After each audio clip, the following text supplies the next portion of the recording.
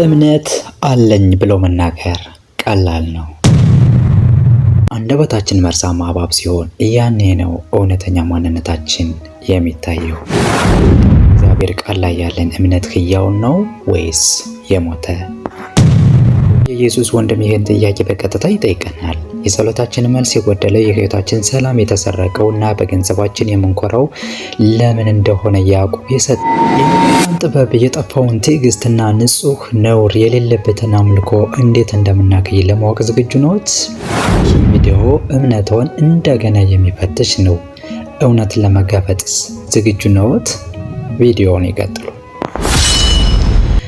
ዛሬ የያዕቆብ መልእክት በጥልቀት እንመለከታለን፣ እንመረምራለን። ሶስት ወሳኝ የሕይወት ምሰሶዎችንም ያሳየናል። የትዕግስት ኃይል፣ እውነተኛ ጥበብ ምንጭ፣ ንጹህ አምልኮ ማለት ምን ማለት ነው? እነዚህን ጥያቄዎች እንመልሳለን። ሰላም ውድ የቻናላችን ቤተሰቦች እንኳን በሰላም መጣችሁ እያልኩኝ በዛሬው ዕለት ደግሞ በሁላችንንም ሕይወት በቀጥታ የሚነካ ጊዜ የማይሽረውን ጥንታዊ ጥበብ ወዳለበት መጽሐፍ ቅዱስ እንጓዛለን። ቪዲዮአችን እንደ ማንኛውም ጊዜ ላይክ በማድረግ እና እንዲሁም ቻናሉን ሳብስክራይብ በማድረግ በመጨረሻ ደግሞ ከዚህ ቪዲዮ ያተረፋችሁትን ቁም ነገር ወይም የተማራችሁትን ኮሜንት ሴክሽኑ ላይ በማስፈር አብሮነታችሁ እንዳይለየን እያልኩኝ አሁን ወደ ቪዲዮአችን እንገባለን ማለት ነው። ይህ አጭር ግን ኃይለኛ መልእክት የተጻፈው በጌታ በኢየሱስ ክርስቶስ ወንድም በሆነው በያዕቆብ ነው። መልእክቱ የዘመኑን ቤተ ክርስቲያን እንደ እኛ ሁሉ ለሚፈተኑ ከስደትና ከውጥረት ለተበተኑ ለ12 ወገኖች ነው። ይህ መልእክት የተጻፈው ከ2000 ዓመታት በፊት ያ ማለት ከኢየሱስ ክርስቶስ ልደት ከ45 እስከ 55 ባሉት ዓመተ ምህረቶች መካከል እንደተጻፈ ይነግረናል። ቢሆንም ዛሬ ለእርሶና ለእኔ የሚሰጠን ሕይወት ሰጪ መልእክት አለው። የፈተና እና የትዕግስት ትርጉም።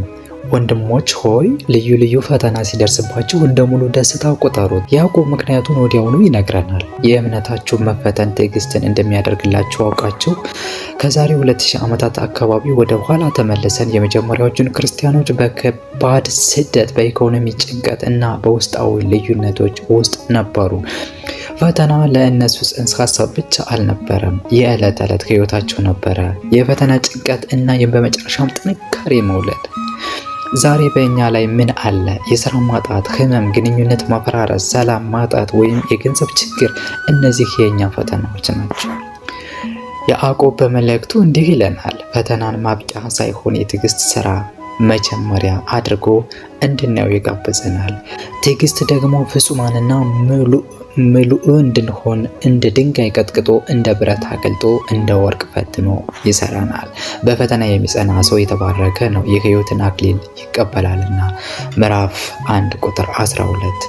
ትዕግስትን አብዛኛው ጊዜ በችግር ጊዜ የሚገኝ ከወርቅ የሚበልጥ የውስጥ ጥንካሬ ነው። ታዲያ ይህን ሁሉ ፈተና ለመቋቋም የሚያስችል ብርታትና እይታ ከየት እናገኛለን? ያዕቆብም እንዲህ ይለናል፣ ከጥበብ ነዋ፣ ከጥበብ። ከእናንተ ግን ማንም ጥበብ ቢጎድለው ሳይነቅፍ በልግስና ሁሉን የሚሰጠውን እግዚአብሔርን ይለምን ለእርሱም ይሰጠዋል። ምዕራፍ 1 ቁጥር 5። ይህ የያዕቆብ ቁልፍ መልእክት ነው። እግዚአብሔርን ስንጠይቅ በቅንነት መጠየቅ አለብን። ነገር ግን በምንም ሳንጠራጠር በእምነት ይለምን። የሚጠራጠር ሰው በነፍስ የተገፋና የተነቃነቀ የባህርን ማዕበል ይመስላልና ሁለት ሀሳብ ስላለው በመንገዱም ሁሉ ለሚወላውል ለዚያ ሰው ከጌታ ዘንድ አንዳች እንዲያገኝ አይምሰለው። በእምነት ይለምን። ጥበብን በምንጠይቅበት ጊዜ የእግዚአብሔርን መልስ በመጠበቅና በማመን መጸለይ አለብን። የሚጠራጠር ሰው የሚወላውል ወዲያና ወዲህ የሚል ሰው ማለት ነው። ይህ ሰው የባህርን ማዕበል ይመስላል። ይኸው መረጋጋትና መርህ የሌለው በሁኔታዎች ሁሉ የሚገባ ከፈተናው ለመውጣት የሚያስችል ጥበብን ለማግኘት ወደ እግዚአብሔር መቅረብ አለብን። ነገር ግን ጥያቄያችን አንድ ወጥ ሙሉ በሙሉ በእግዚአብሔር ላይ የተደገፈ መሆን አለበት። ውድ ተመልካቾቼ ከዚህ ላይ አንድ ጥያቄ እናንሳ እስኪ። ለመሆኑ የፈተናዎች ሁሉ ምንጭ ምንድን ነው ብትባሉስ ምን ትላላችሁ? ያዕቆብ ይመልስልናል። የፈተናዎች ሁሉ ምንጭ የሆነው የራሳችን ምኞት ይለናል። እንዴት የራሳችን ምኞት የፈተናዎች ምንጭ ሊሆን ይችላል? ያዕቆብም እንዲህ ብሎ ይመልስልናል። ነገር ግን እያንዳንዱ በራሱ ምኞት ሲሳብና ሲታለል ይፈተናል። ያዕቆብ የፈተናን ምንጭ ወደ ግላዊ ምኞት ወይም ያልተገራ ፍላጎት ያሟረዋል። ይህ ማለት በዙሪያችን ያሉ ነገሮች ፈተናን ሊቀሰቅሱ ቢችሉም የፈተና እውነተኛ መሳሪያ በእኛ ውስጥ ያለ ስጋዊ ፍላጎት ነው። የምኞት መጀመሪያ እውነተኛ ፍላጎትን መነሻ ያደረገ ቢሆንም የእግዚአብሔርን ሕግ በመጣስ በራሳችን ፍላጎትና ውሳኔ እንድንታለል ያደርገናል። ከዚህ በኋላ ምኞት ጸንሳ ኃጢአትን ትወልዳለች። ኃጢአትም ካደገች በኋላ ሞትን ትወልዳለች። ያዕቆብ በፈተናና በኃጢአት መካከል ያለውን ልዩነት በግልጽ ያሳየናል። ፈተና ከእግዚአብሔር አይመጣም። እግዚአብሔር በክፉ አይፈትነንምና እርሱ ራሱም ማንንም አይፈትንም። ነገር ግን እያንዳንዱ በራሱ ምኞት ሲሳብና ሲታለል ይፈተናል። ፈተና ወደኛ የሚመጣው ከውጭ ሳይሆን ከራሳችን ያልተገሩ ምኞቶች ነው። ያዕቆብ ማንኛውም መልካም ነገር ከየት እንደሚመጣ ይነግረናል። በጎ ስጦታ ሁሉ ፍጹምም በረከት ሁሉ ከላይ ናቸው፣ ከብርሃናት አባት ይወርዳሉ። እግዚአብሔር የማይለወጥ የማይወለውል ሁልጊዜ በጎ የሆነ አምላክ ነው። የቃል ሰሚና አድራጊ መሆን። እንግዲህ እምነትና ጥበብን ካለን ቀጣዩ እርምጃ ምንድን ነው? ያዕቆብ መልሱን በ3 ወርቃማ ትእዛዝ ያጠቃልላል። አንደኛ መስማት፣ መናገርና የቁጣ ሚዛን። ሰው ሁሉ ለመስማት የፈጠነ ለመናገርም የዘገየ ለቁጣም የዘገየ ይሁን ይለናል። የሰው ቁጣ የእግዚአብሔርን ጽድቅ አይሰራም። ጸጥ ያለ መንፈስና የሌሎችን ማዳመጥ የእምነት መጀመሪያ ነው።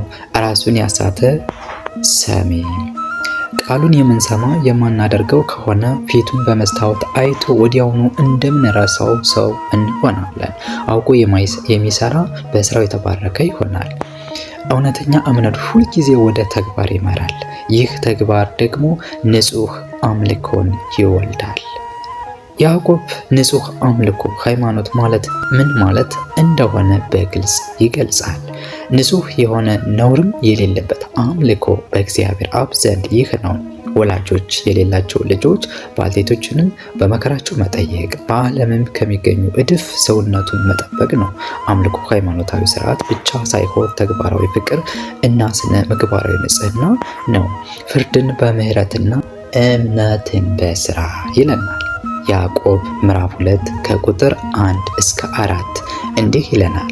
ወንድሞቼ ሆይ በክብር ጌታ በጌታችን በኢየሱስ ክርስቶስ ያለውን እምነት ለሰው ፊት በማዳላት አትያዙ። ያዕቆብ አንድ ወርቅ የለበሰ ሀብታምና እድፍ ልብስ የለበሰ ድሃ ሰው ወደ ስብሰባ ቦታ ሲገባ አየ። አስተባባሪዎቹ ሀብታሙን በመልካም ስፍራ ተቀመጥ ሲሉ፣ ድሃውን ግን ዚቁም ወይም ከእግራችን መገጫ በታች ተቀመጥ ይሉታል። ይህ ድርጊት የሚያሳየው የሰዎችን ዋጋ የሚለካው በሀብታቸውና በውጫዊ ቁመናቸው እንጂ በክርስቶስ ባላቸው ዋጋ አለመሆኑን ነው። ይህ ደግሞ በክርስቶስ አምላካዊ ክብር ላይ የተመሰረተውን እምነት የሚጻረር ነው። እግዚአብሔር በእምነት ባለጠጎች እንዲሁ የዚህን ዓለም ድሆች አልመረጠምን? ይህ ምርጫ የሚያሳየው ደግሞ የእግዚአብሔርን ግምገማ ከሰው ግምገማ የተለየ መሆኑን ነው። ድሆች በገንዘብ ይጎድላቸውም በእምነት ባለጠጎች እንዲሆኑ ተጠርተዋል። ባልንጀራህን እንደ ራስህ ውደድ የሚለውን ሕግ ለሁሉም በእኩል የሚሰራ ሲሆን ከጣስነው ግን ኃጢአትን እንሰራለን። ሕግን ሁሉ የሚጠብቅ ነገር ግን በአንዱ የሚሰናከል ማንም ቢኖር በሁሉ በደለኛ ይሆናል። ሰውን ማዳላት በንጉሥ ሕግ ላይ የሚፈጸም ጥሰት ሲሆን ልክ እንደ መግደል ወይም ማመንዘር ከባድ ነው። የሞተና ሕያው እምነት አለኝ የሚል ስራ ግን የሌለው ሰው ቢኖር ምን ይጠቅመዋል? እምነቱስ ሊያድነው ይችላልን? ምዕራፍ 2 ቁጥር 14 ላይ ወንድም ወይም እህት ራቁታቸውና ተርበው ሲመጡ በደህና ሄዱ፣ እሳት ሞቁ፣ ጥገቡ ብሎ መመኘት ብቻ፣ ነገር ግን የሚያስፈልጋቸውን ሳትሰጣቸው መላክ ምን ይጠቅማል? የውስጥ ስሜታዊነት እምነት አለኝ ማለት ወደ ውጫዊ ተግባር መስጠት ካልተለወጠ ያ የውስጥ ስሜት ከንቱ ነው። ስራ የሌለው እምነት ቢኖር በራሱ የሞተ ነው። ምዕራፍ 2 ቁጥር 17 እምነት ሕይወት ያለው ከሆነ እንደ ሕያው ነገር ሁሉ መተንፈስ፣ ስራ መስራት አለበት። የማይተነፍስ ነገር ቢኖር ሞቷል ማለት ነው። ስራን የማይሰራ እንዲሁ እምነትም ለብቻው ሞታል ነው። እምነትን በስራ ማሳየት፣ አንድ ሰው እምነትህን ከስራህ ለይተህ አሳየኝ፣ እኔም እምነቴን በስራዬ አሳይሃለሁ ይላል። እምነት የማይታይ ነገር ስለሆነ በሚታዩ ስራዎች መረጋገጥ አለበት። እምነትንማ አጋንንትም ያምናሉ ይንቀጠቀጣሉ። ያዕቆብ መልእክት ምዕራፍ 2 ቁጥር 19 ይላል፣ አጋንንትን የአምላክ መኖር በእውቀት ያምናሉ፣ ይህም የአእምሮ እምነት ነው። ነገር ግን ይህ ለእምነታቸው ወደ መታዘዝ ወይም ፍቅር ስለማያመራ አያድናቸውም። ስለዚህ የእውቀት እምነት ብቻውን በቂ አይደለም። ነፍስ የተለየ ስጋ የሞተ እንደሆነ እንዲሁም ደግሞ ከስራ የተለየ እምነት የሞተ ነው። ስጋ ያለ ነፍስ ሞቷልና እምነትም ያለ ስራ በራሱ የሞተ እና ከንቱ ነው። እውነተኛ ሕያዋን አዳኝ እምነት በፍቅርና በፍትህ ስራዎች ራሱን መግለጥ አለበት። የአንደበት ኃይልና የጥበብ ምንጮች። ወንድሞቼ ሆይ ከእናንተ ብዙዎች አስተማሪዎች አይሆኑ የባሰውን ፍርድ እንድንቀበል ታውቃላችሁና። ሁላችንም በብዙ ነገር እንሰናከላለን። አስተማሪዎች ሌሎች የመምራት ኃላፊነት ስላለባቸው በቃል የሚያስተላልፉት ነገር በራሳቸው ሕይወት ውስጥ ካልተገኘ የእነሱ ስህተት በሰፊው ተጽዕኖ ስለሚያሳድርባቸው የበለጠ ጥብቅ ፍርድ ይደርስባቸዋል። ሁላችንም በብዙ ነገር እንሰናከላለን በማለት የሰውን ልጅ ከደካማነት እውነት አምኗል። ማንም ቢሆን ከስህተት ነፃ አይደለም። ያዕቆብ መልእክት ምዕራፍ 2 ከቁጥር 4 ላይ እንደዚህ ብሎ ምሳሌ ሰጥቶናል። መቅዘፊያ ወይም መሪ የምንለው መርከብ የቱንም ያህል ትልቅ ቢሆን የመሪው ፍላጎት ወደሚወደው ስፍራ የሚመራ ትንሽ መቅዘፊያ ነው። አቅጣጫችን፣ ሕይወታችንን እና ዕጣ ፈንታችን የሚመራው ትንሽ አንደበት ቃል ነው። ሁለተኛ ደግሞ እሳት ከምዕራፍ 2 ከቁጥር 5 እስከ 6 እሳት የሚል ምሳሌ ሰጥቶናል። ትንሽ እሳት እንዴት ያለ ትልቅ ጫካ ያቃጥላል። አንደበት አመፀኛ ዓለም ነው። ትንሹ የአንደበት ቃል ታላቅ ውድመትን ሊያስከትል ይችላል። ቤተሰብን፣ ጓደኝነትን፣ ቤተ ክርስቲያን ሊያቃጥል ይችላል። የአራዊትን፣ የወፎች ወገን ሁሉ በሰው ይገራል። ነገር ግን አንደበትን ሊገራ ማንም ሰው አይችልም። የሚገድል መርዝ የሞላበት ወላዋይ ክፋት ነው። አንደበትን መግራት ከሌሎች ፍጥረታት ሁሉ በላይ ከባድ ነው። ምክንያቱም ከውስጣዊ ማንነታችን ጋር የተሳሰረ ነው። ቀጥሎ እንዲህ ይለናል ያዕቆብ፣ አንድ ክርስቲያን በእግዚአብሔር ቤት በሚቆምበት ጊዜ እሱን ለማመስገን ያገለገለውን አንደበት ወዲያውኑ በእግዚአብሔር አምሳል የተፈጠረውን የሰው ልጅ ለመርገም ይጠቀምበታል። ያዕቆብ ይህ ትክክል አለመሆኑን ይነግረናል። የክርስቲያን ማንነትና ተግባር ከአንደበት በሚወጣው ቃል አንድ አይነት እና ንጹህ መሆን አለበት። የሕይወታችን አቅጣጫና የሰላም ደረጃ የሚወሰነው በትንሹ አንደበታችን አጠቃቀም ላይ ነው። የጦርና የጥበብ ምንጭ የትህትና ኃይል። በትህትና ዘንድ ጦርና ጠብ ከወዴት ይመጣሉ? በብልቶቻችሁ ውስጥ ከሚዋጉ ከእነዚህ ከምቾቶቻችሁ አይደሉምን? የግጭቱ ምንጭ ውጫዊ ሳይሆን ውስጣዊ እንደሆነ ያሳያል። ምቾታችን ተብሎ የተተረጎመው ቃል ያልተገሩ ወይም ስጋዊ ፍላጎታችን፣ ምኞታችን፣ ደስታዎች ማለት ነው። ጦርነቱ የሚጀምረው በግለሰቡ ውስጥ ባለው በእግዚአብሔር ፈቃድና በግላዊ ምኞት መካከል ባለው ግጭት ነው። እነዚህ ምኞቶች በውስጣችን ይዋጋሉ። ትመኛላችሁ፣ ለእናንተም አይሆንም። ትገድላላችሁ፣ በብርቱም ትፈልጋላችሁ፣ ልታገኙም አትችሉም። ትዋጉማላችሁ፣ ነገር ግን አትለምኑም እና ለእናንተ አይሆንም። ብትለምኑም እንኳ ዓላማችሁ እግዚአብሔርን ማገልገል ሳይሆን የራሳቸውን ስጋዊ ፍላጎት ማርካት ነው። ስለዚህ እንዲህ ያለው ጸሎት መልስ አያገኝም። ቀጠል ያደርግና ያዕቆብ እንዲህ ይለናል፣ አመንዝሮች ሆይ ዓለምን መውደድ ለእግዚአብሔር ጥል እንዲሆን አታውቁምን? እንግዲህ የዓለም ወዳጅ ሊሆን የሚፈቅድ ሁሉ የእግዚአብሔር ጠላት ይሆናል።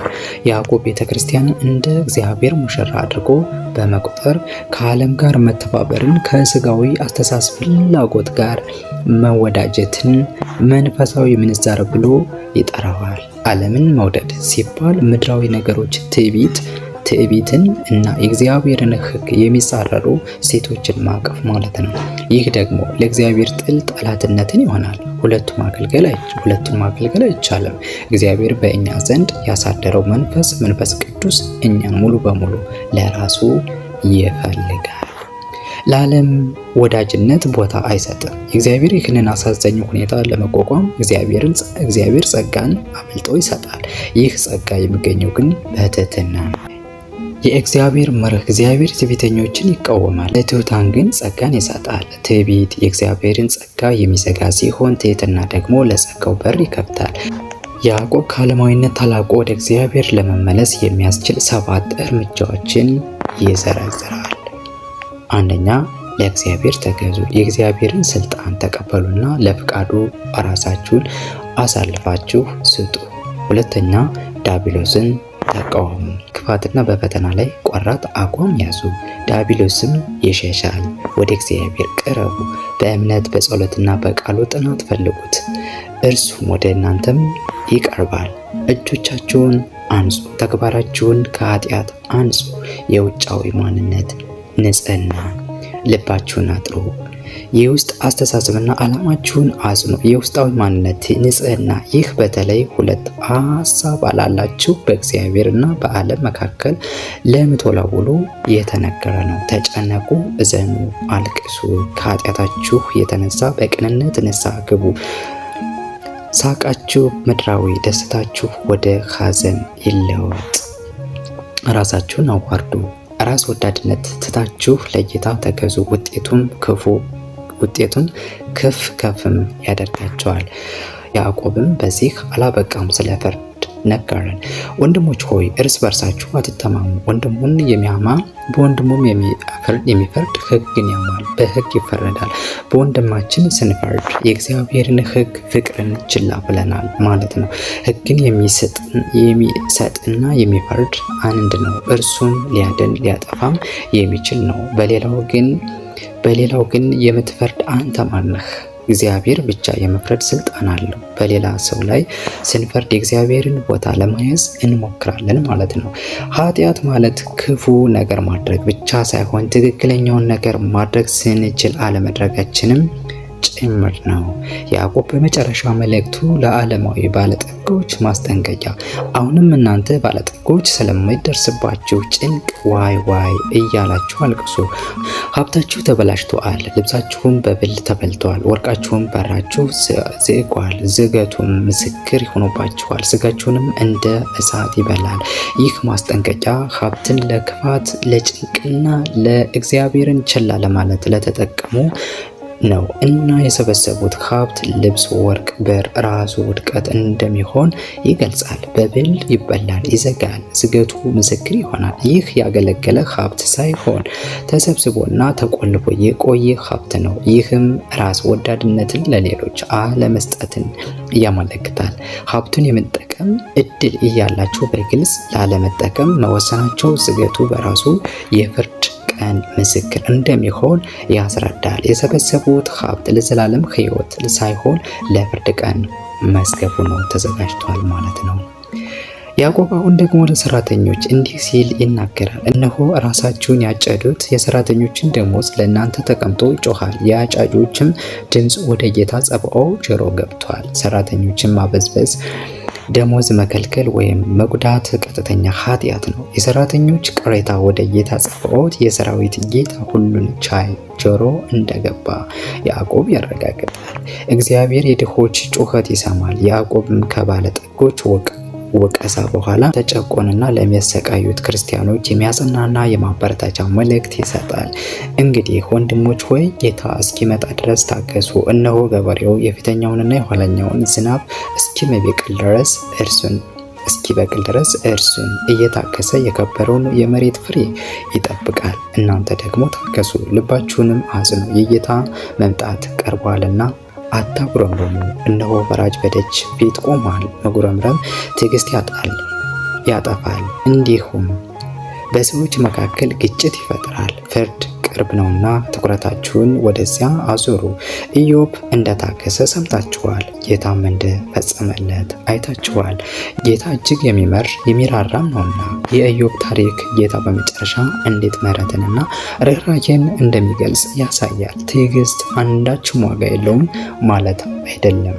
እውነተኛ ክርስቲያናዊ እምነት ሁልጊዜ በዕለት ተዕለት ተግባር መረጋገጥ አለበት የሚለው ሲሆን በፈተናና በችግር ጊዜ ትዕግስት እንዲኖረን የእግዚአብሔርን ጥበብ ሳይጠራጠሩ እንደምን ለምን ያስተምረናል። ይህም ማለት አንደበታችን መግታት፣ በሀብት ላይ ያለንን ፍቅር ትተን ትሁት መሆን፣ በሰዎች ላይ ከመፍረድ መቆጠብ እና ከራስ ወዳድነት ይልቅ ንጹህና ተግባራዊ አምልኮ እንደ ድሆች መርዳት መከተል አለብን። የጌታ መምጣት ቅርብ ስለመሆኑ በጸሎትና በትዕግስት ጸንተን እንድንኖር ያበረታታል። የያዕቆብ መልእክት እምነትን ከንድፍ ሀሳብ ወደ ሕያው እውነት የሚያሸጋግር ድልድይ ነው። የትግል ሜዳችን ከውጭ ሳይሆን በውስጣችን ባለው ምኞት ባለ ተገራ አንደበት መሆኑ ተረድተናል። የጦር መሳሪያችን ደግሞ ትህትና፣ ጸሎትና የትዕግስት ስራ ናቸው። ይህ ቪዲዮ ካስተማረዎት ላይክ ያድርጉ። ሰፋ ያለውን የመጽሐፍ ቅዱስ እውነት ለመማር ሰብስክራይብ ያድርጉ እና እርስዎ የተማሩትን ትልቁን ትምህርት ከታች ኮሜንት ላይ ያጋሩን። የእምነት ጉዟችን ጸንቶ ይቆይ ዘንድ እርስ በርሳችን እንደጋገፍ የዕለቱ መልእክታችን ነው። ውድ ቤተሰቦች እስከዚህ ሰዓት ስላዳመጣችሁኝ በእግዚአብሔር ስም አመሰግናለሁ። ክብረቱን ይስጥልኝ። በቀጣይ ቪዲዮአችን እስከምንገናኝ ሰላም ሁሉ ከእናንተ ጋር ይሁን። ሰላማችሁ ይብዛ። በእምነታችን ጸንተን የመንግስተ ሰማያት ወራሽ እንድንሆን እግዚአብሔር መልካም ፈቃዱ ይሁንልን። አሜን። ወስብሐት ለእግዚአብሔር። ይቆየን።